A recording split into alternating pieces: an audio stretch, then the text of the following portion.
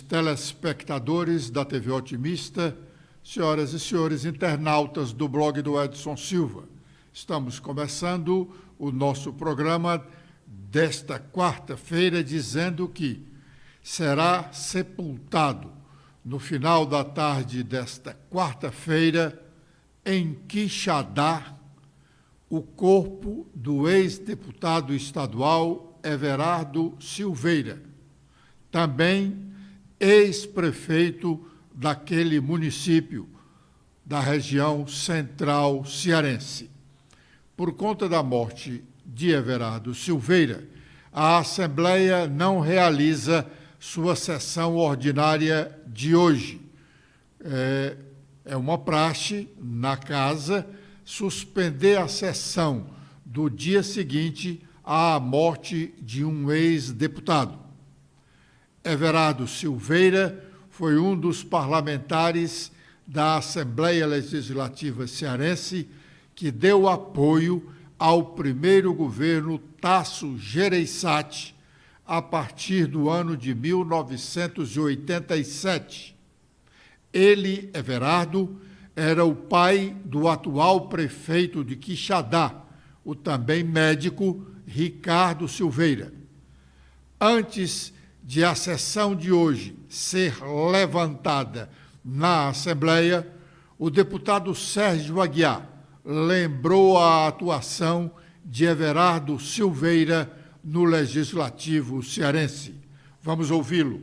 Quero aqui apresentar, em meu nome, em nome de minha família, as condolências e o sentimento de pesar à família do ex-deputado Everardo Silveira, conhecido por muitos aqui nesta casa como Vevé, ele que teve a oportunidade de ser deputado estadual com meu avô, Murilo Aguiar, de 79, ou melhor, de 83 a 86, que teve a oportunidade de ser constituinte da casa com meu pai, Francisco Aguiar, também de 87 até 91, e por coincidência, meu amigo Cláudio Pinho votou no meu avô para presidente da Assembleia em 85 e votou no meu pai para presidente da Assembleia em 93. Então, um grande amigo que tivemos laços fraternos aqui, quero na pessoa do prefeito Ricardo,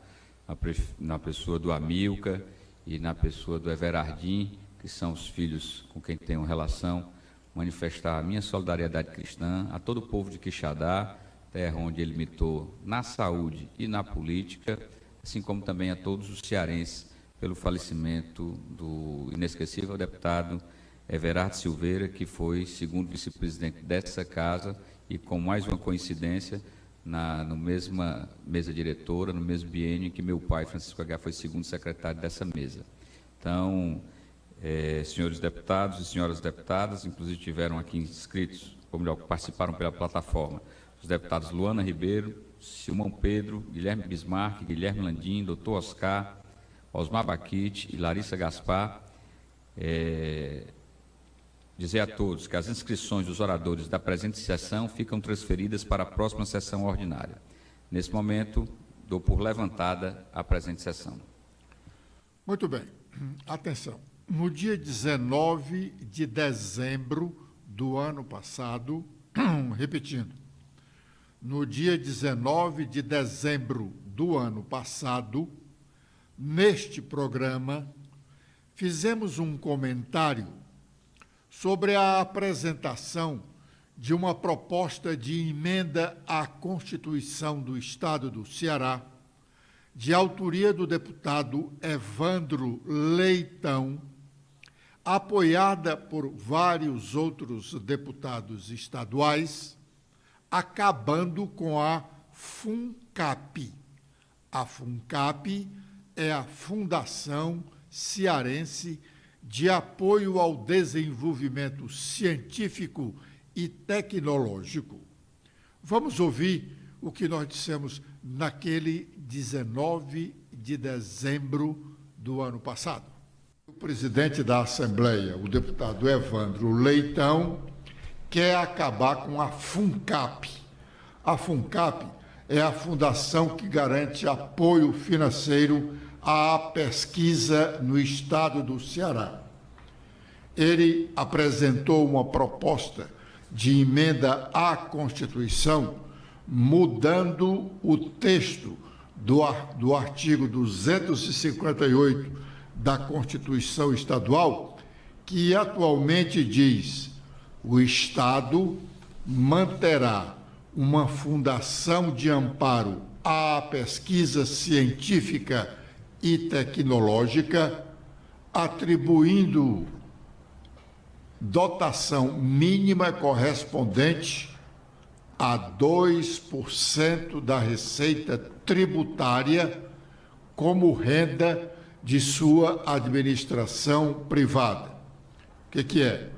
O Estado do Ceará tem a obrigação, desde a publicação da nossa Constituição, em outubro de 1989, de investir 2% na pesquisa científica e tecnológica.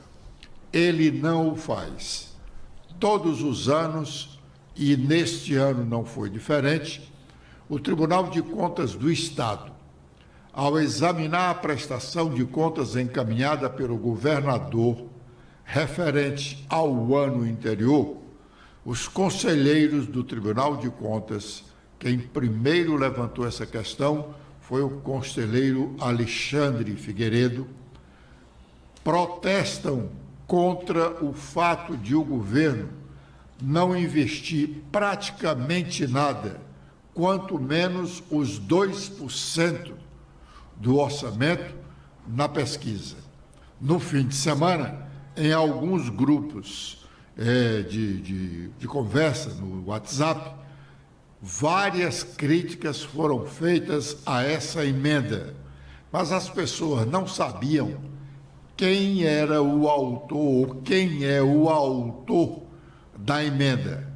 E o próprio Evandro Leitão, num desses grupos de WhatsApp, veio com uma nota dizendo que a Assembleia não votaria esta emenda constitucional este ano, porque a Assembleia prima pelo diálogo e quer que aconteça uma ampla discussão sobre esse tema.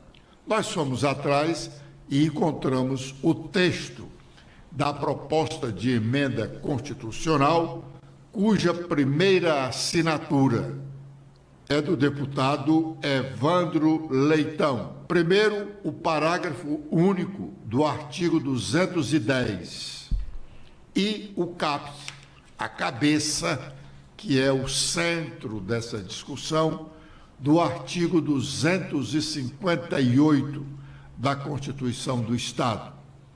Segundo o texto proposto pelo deputado Evandro Leitão, o Estado do Ceará manterá uma fundação de amparo à pesquisa para o fomento das atividades de pesquisa científica e tecnológica e atribuirá à função Ciência e Tecnologia do Orçamento Geral do Estado a dotação mínima correspondente a 2% da receita tributária. Nós repetimos esse comentário exatamente porque ontem, esse comentário foi de 19 de dezembro de 2022, do ano passado. A emenda foi apresentada sorrateiramente no final do ano legislativo, que era para passar desapercebidamente. Pois bem, repetindo, ontem, terça-feira, 20 de junho, a proposta de emenda constitucional voltou ao plenário da Assembleia e será votada em regime de urgência. Não será aprovada hoje, porque a Assembleia não tem sessão, em razão da morte como já registramos aqui, ocorrida ontem, do ex-deputado estadual Everardo Silveira. A comunidade científica cearense está sendo apunhalada pelas costas. O debate prometido pelo senhor Evandro Leitão, ainda em dezembro passado, não ocorreu. A FUNCAP tem sido objeto, repetimos, de reprimenda do Tribunal de Contas do Estado todos os anos, quando da emissão do parecer sobre as contas anuais do governador, pelo fato de o Estado não cumprir a determinação constitucional de liberar 2% da arrecadação para a FUNCAP desenvolver a ciência e a tecnologia cearenses.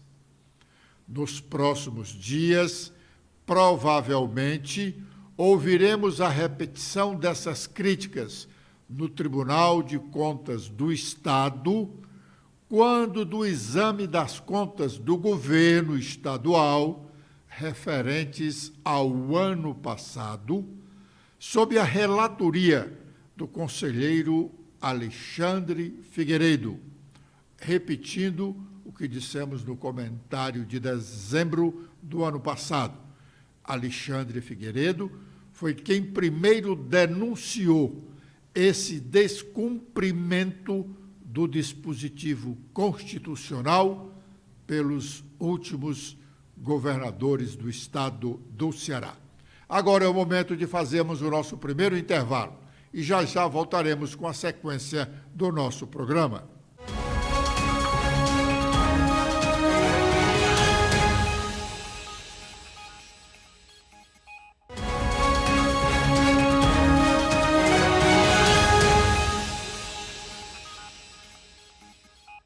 Agora é o momento de sabermos quais as nossas manchetes. Letícia. Olá, Edson. Olá a todos que acompanham o nosso programa de hoje. Com as atualizações feitas no nosso blog, temos que a Câmara Federal aprova o projeto que transforma cargos do Ministério Público da União. A transformação será sem aumento de despesas, envolvendo um custo anual de R$ 99 milhões. O procurador-geral Augusto Aras justifica a apresentação desse projeto pela necessidade de mais cargos na atividade meio do Ministério Público Federal e do Ministério Público do Trabalho. O Congresso Nacional instala 3 comissões para analisar medidas provisórias. As reuniões serão realizadas a partir das 14h30 no plenário da Ala Nilo Coelho, no Senado. Após a instalação dos colegiados, serão eleitos os presidentes e vices de cada comissão.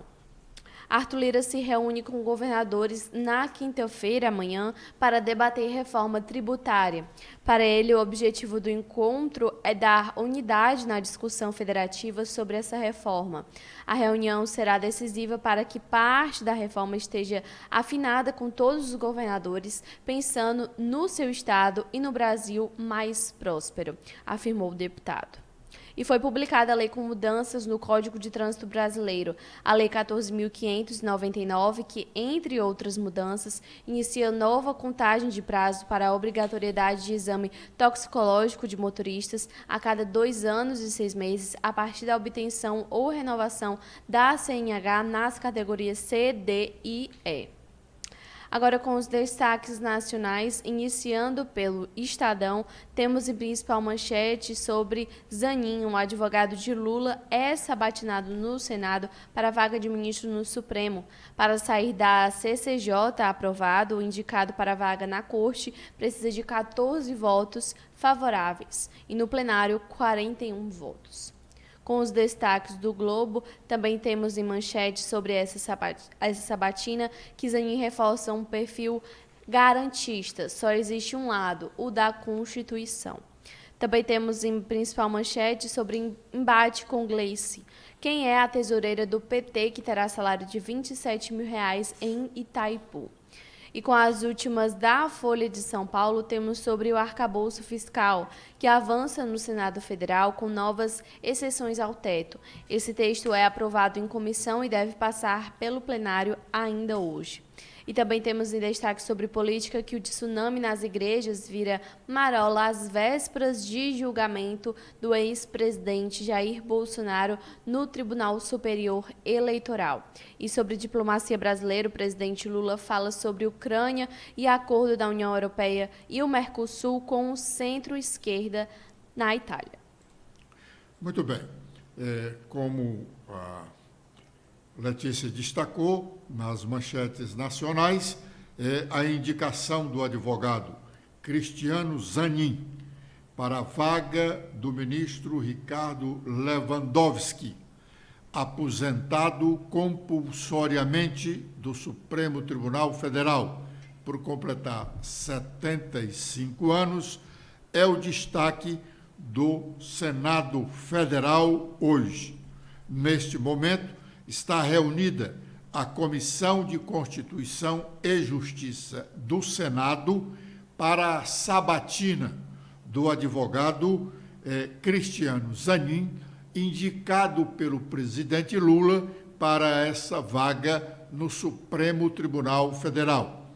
É realmente um momento de expectativa, esse da sabatina, porque Zanin foi o advogado pessoal do presidente Lula quando ele estava sendo acusado pela Lava Jato de desvio de recursos e chegou a ser condenado pelo juiz federal, hoje senador da República, Sérgio Moro, à prisão. Lula passou um determinado momento na prisão, cumprindo pena estabelecida pelo juiz Sérgio Moro, até que o Supremo Tribunal Federal, provocado por recurso do advogado Cristiano Zanin, entendeu que Sérgio Moro foi parcial no julgamento de Lula e, assim, tornou sem efeito a decisão do juiz, hoje senador Sérgio Moro, um dos senadores que estão inscritos para a sabatina de Zanin. A sessão da Comissão de Constituição e Justiça começou com um tempo dado pelo presidente da sessão, da comissão, o senador Davi Alcolumbre, para as primeiras manifestações do advogado Cristiano Zanin. Vamos ouvir o que ele disse no início da sessão. Sinto-me honrado e grato por estar aqui neste momento e humildemente me apresento para o crivo de estatura de Vossas Excelências para, caso seja aprovado, vir a exercer o honroso cargo de ministro do Supremo Tribunal Federal. Neste momento, com muito respeito e humildade, me dirijo a Vossas Excelências para expor brevemente as minhas trajetórias de vida e profissional e assumir compromissos, não apenas com o Senado Federal, mas também com mais de 200 milhões de brasileiros. Tenho muito orgulho por ser casado há 2 décadas com Valesca Zanin Martins, uma mulher forte e advogada de estatura reconhecida. Com ela formei a minha família e tenho 3 filhos, Lucas, Rodrigo e Rafael. E agradeço o suporte emocional, a força em momentos difíceis da carreira e o amor, sempre recíproco. Nasci em 15 de novembro de 1975, em Piracicaba, e lá cresci também. Piracicaba é uma cidade no interior do estado de São Paulo, hoje com mais de 400 mil habitantes. É uma região cuja economia gira em torno do agronegócio. Sou filho orgulhoso de Maria Roseli Zanin Martins, uma professora e diretora na rede pública de ensino em Piracicaba, hoje aposentada, e do advogado Nelson Martins. Eles me deram como herança os princípios da honestidade, da humildade e da perseverança. Tenho 2 irmãos, sou o primogênito da família. E como primogênito, a posse ou recurso, só com a roupa do corpo. Ele em 1888 e ela desembarcou 3 anos mais tarde, em 1891. Moraram... Vemos uns traços, pequenos traços da biografia do advogado Cristiano Zanin. Nessa parte final, ele começa a falar da vinda dos seus avós para o Brasil. É voz corrente de que a indicação será aprovada tanto na Comissão de Constituição e Justiça como no plenário do Senado ainda hoje. Mas o editorial do jornal O Estado de São Paulo pede que os senadores rejeitem a indicação feita pelo presidente Lula para que Zanin seja ministro do Supremo Tribunal Federal. Stephanie. Olá, Edson, olá, internautas do blog do Edson Silva. O editorial do Estadão destaca que trata-se de um deboche com o Supremo e com a Constituição a merecer categoria reprovação por parte dos senadores. Existem pelo menos 2 sérios motivos para rejeitar o nome de Cristiano Zanin para o Supremo Tribunal Federal, e eles não se baseiam em questões de natureza político-partidária, mas na estrita defesa da Constituição e do regime democrático. Em primeiro lugar, o exercício do poder no Estado democrático de direito nunca é mérito-arbítrio. A lógica do eu posso, eu faço, sem precisar dar satisfação a ninguém, é válida na esfera privada, mas na qual a lei assegura amplos espaços de liberdade. No entanto, na esfera pública, o exercício do poder é configurado por parâmetros e critérios definidos por lei. O princípio constitucional da impessoalidade proíbe o uso do cargo público para fins pessoais, seja para favorecer amigos, retribuir favores ou ter um advogado no papel de ministro do Supremo Tribunal Federal. Como dissemos neste espaço por ocasião das indicações de Jair Bolsonaro ao STF, é inconstitucional colocar amigos na corte, para que, uma vez lá dentro, eles continuem atuando como amigos e defensores de seus interesses. Muito bem. Agora é o momento de fazermos mais um intervalo e já estaremos de volta com a última parte do nosso programa.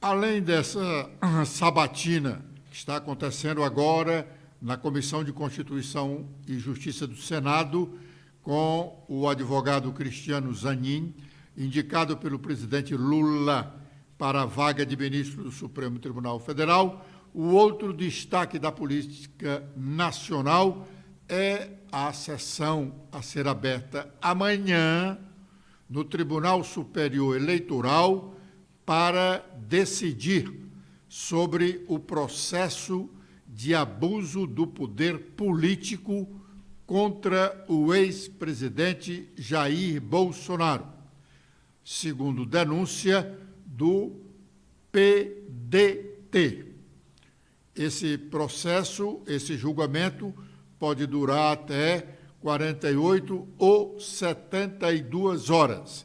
E a expectativa é que o Tribunal Superior Eleitoral decrete a inelegibilidade do ex-presidente Jair Bolsonaro por até 8 anos, o que significa dizer que ele não poderá disputar nenhum cargo eletivo a partir das eleições municipais do próximo ano, muito menos a eleição presidencial ou a eleição nacional de 2026. Segundo o partido, ele é o nome ideal para concorrer mais uma vez à presidência da República, estando inelegível, como se supõe, com a decisão do Tribunal Superior Eleitoral, que será conhecida nas próximas 72 horas. O PL, dizem os observadores da política e aliados do próprio Bolsonaro, a ex-primeira-dama, mulher de Bolsonaro, Michele Bolsonaro, seria o nome do PL para disputar a presidência da República. Obrigado pela audiência dispensada. Amanhã, neste horário, estaremos de volta com a proteção de Deus. Letícia. Eu também faço meus agradecimentos a todos que acompanharam o nosso programa de hoje. Espero revê-los amanhã. Até lá!